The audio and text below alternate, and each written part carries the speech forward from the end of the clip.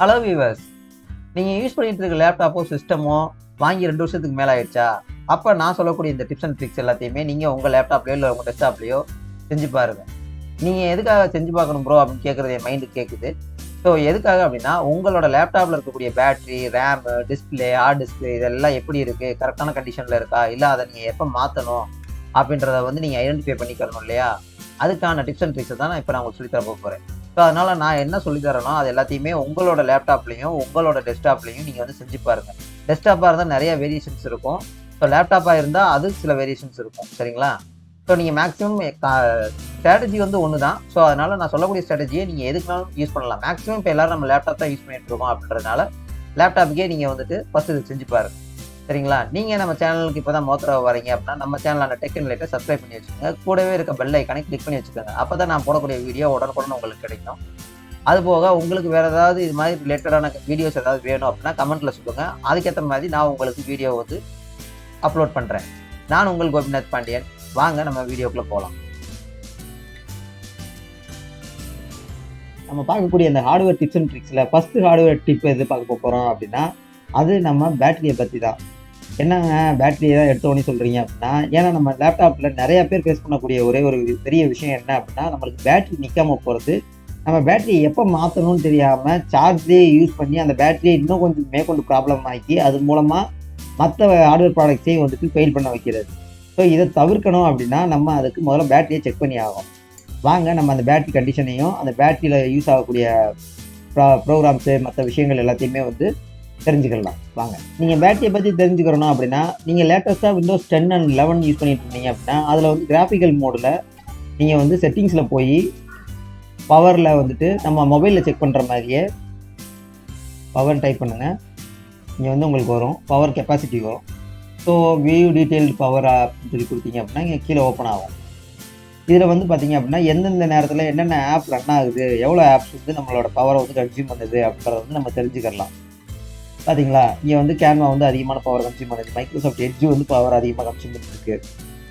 இது போக வாட்ஸ்அப் பார்த்தீங்க அப்படின்னா உங்களுக்கு கன்சியூம் பண்ணிட்டு இருக்கு. ஸோ இந்த மாதிரி ரைட் சைடில் இந்த 3 டாட் அவைலபிளில் வரும். இந்த டாட் அவைலபிளில் வருது அப்படின்னா மேனேஜ் பேக்ரவுண்ட் ஆக்டிவிட்டி கொடுத்து நீங்கள் அந்த பேக்ரவுண்ட் ஆக்டிவிட்டியில் பார்த்தீங்க அப்படின்னா பேக்ரவுண்ட் ஆப்ஸ் பெர்மிஷன் கொடுத்துருவீங்க அப்படின்னா பவர் ஆப்டிமைஸ்ன்னு சொல்லி வருதா. ஸோ இது ரெக்கமெண்டடாக அவங்களே வச்சுருப்பாங்க. இது கூட எனக்கு வேணாம் அப்படின்னா நீங்கள் அதை எடுத்துகிட்டு நெவர் கொடுத்துட்டீங்க அப்படின்னா உங்களோட பவர் பேக்ரவுண்டில் ரன்னே ஆகாது. ஸோ உங்களுக்கு பேட்டரியில் அதிகமான யூசேஜ் எதுவுமே இருக்காது. சரிங்களா? இல்லை நான் அந்த மாதிரிலாம் நான் தனித்தனியாக போய் பார்க்க எனக்கு தெரியாது அப்படின்னா உங்களுக்கு Windows 11 இது லேட்டஸ்ட் அப்டேட்டு எனர்ஜி ரெக்கமெண்டேஷன் சொல்லியிருக்கோம். இதில் நீங்கள் உள்ளே போயிட்டு இதில் அப்ளை ஆல் நீங்கள் கொடுத்துட்டீங்க அப்படின்னா என்னென்ன ப்ராப்ளம் இருக்கோ அதுக்கு என்னென்ன சொல்யூஷன் வேணுமோ அது எல்லாமே அதுவே எடுத்து வச்சுருக்கோம். டேர்ன் ஆஃப் ஸ்க்ரீன் 3 மினிட்ஸில் ஸ்க்ரீன் ஆஃப் பண்ணிடும்.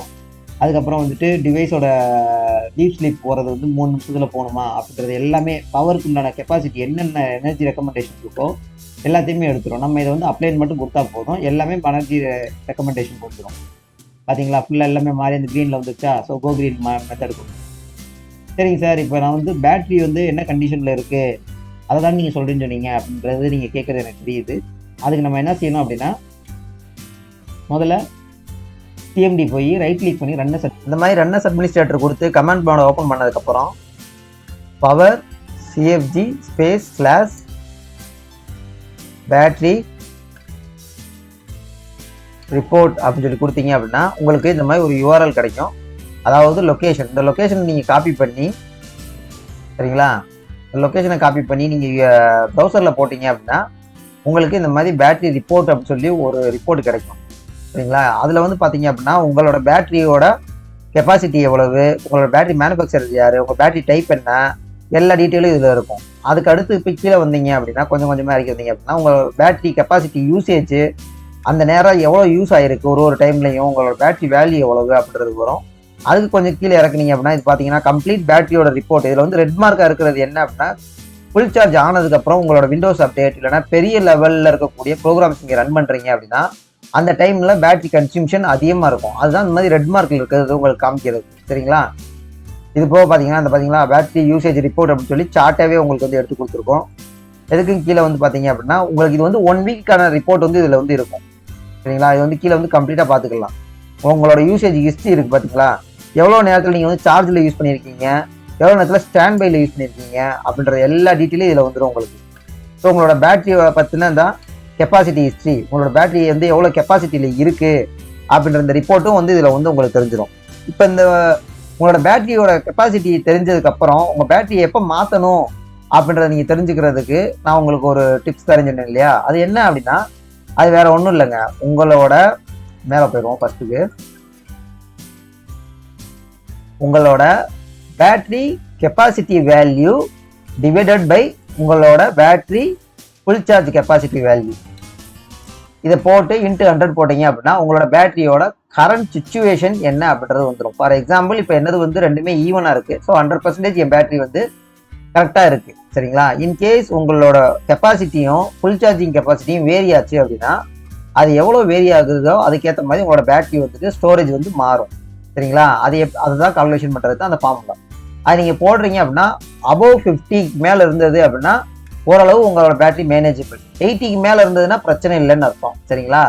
பிலோ 50 வருது அப்படின்னா உங்கள் பேட்டரியை மாற்ற வேண்டிய டைம் வந்துருச்சு அப்படின்னு அர்த்தம், சரிங்களா.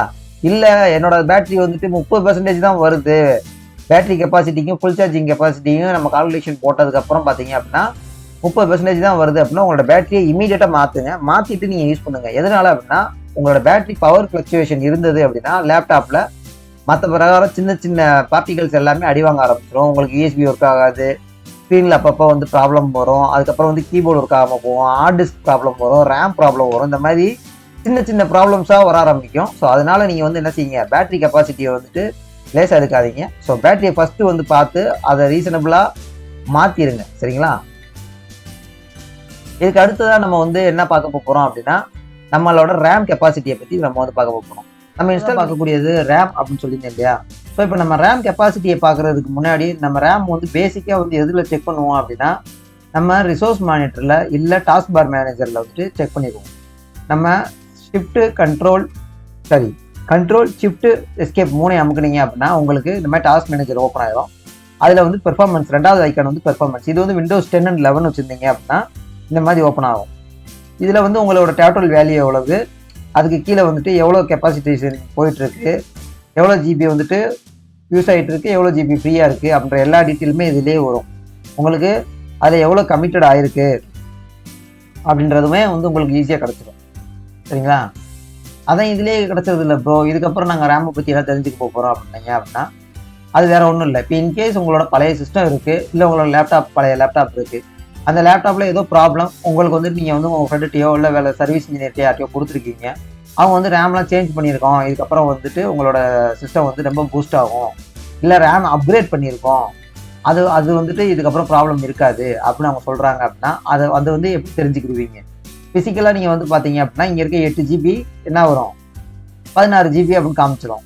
பட் அவங்க போட்டிருக்கிறது வந்து புது ரேம் தானா பழைய ரேமா, அந்த டீட்டெயிலெலாம் எப்படி தெரிஞ்சுக்கிறது, அதுக்காக அவங்கள குறை சொல்ல வரல, பொதுவாக சொல்கிறேன்.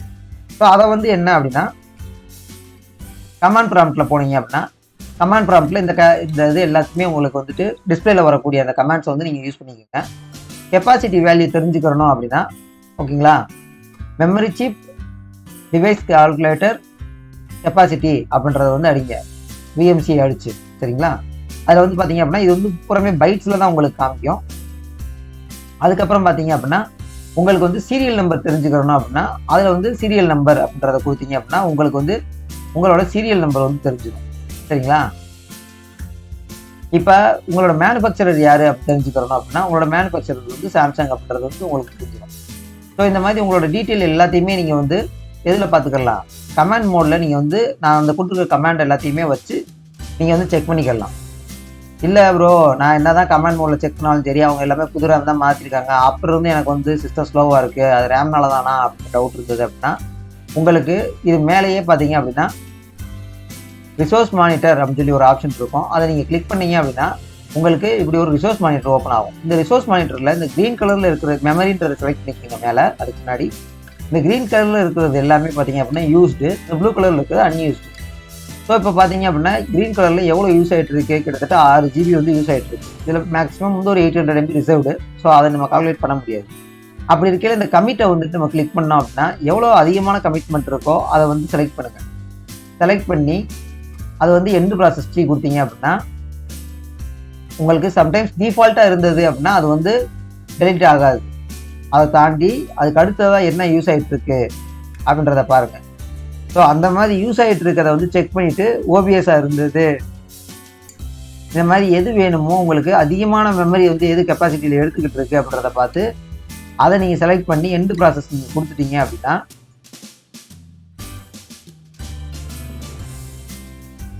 ஆட்டோமேட்டிக்காக அது வந்து என்ன ஆகும், உங்களுக்கு மெமரியோட ஸ்பேஸ் வந்து ஜாஸ்தி கிடச்சிடும். அது வேற ஒன்றும் இல்லை, கிராஃபிக் கார்டில் இருக்கக்கூடிய நைட் மோடை வந்து நான் ஆஃப் பண்ணிட்டேன். ஸோ அதனால இப்போ உங்களுக்கு கலர் வந்து சேஞ்ச் ஆகி தெரிஞ்சிருக்கும், வேற எதுவும் கிடையாது.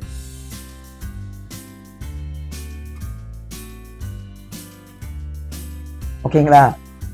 ஸோ இதுதான் விஷயம். ஸோ இந்த மாதிரி ரேமில் வந்து அதிகமான கெப்பாசிட்டிஸ் எது எது இருக்குது அப்படின்றத பார்த்து நீங்கள் அதை வந்து டீகோட் பண்ணீங்க அப்படின்னா உங்களோட ரேம் வந்து ஜாஸ்தியாகும். அப்போ உங்களுக்கு தேவையான சாஃப்ட்வேர்ஸை நீங்கள் ரன் பண்ணி அட்ஜஸ்ட் பண்ணிக்கலாம். நீங்கள் கடைசி வரை இந்த வீடியோ பார்த்ததுக்கு ரொம்பவுமே நன்றி. முக்கியமாக நம்ம டெக்-nLITE சேனலை சப்ஸ்கிரைப் பண்ண மறக்காதீங்க. சப்ஸ்கிரைப் பண்ணி வச்சுக்கோங்க. கூடவே அந்த பெல் ஐக்கானை கிளிக் பண்ணிக்கோங்க. முக்கியமாக இந்த வீடியோவுக்கு லைக் பண்ணுங்கள், கமெண்ட் பண்ணுங்கள், உங்கள் ஃப்ரெண்ட்ஸோட ஷேர் பண்ணுங்கள். நான் உங்கள் Gopinath Pandian, signing off. Tata, bye by.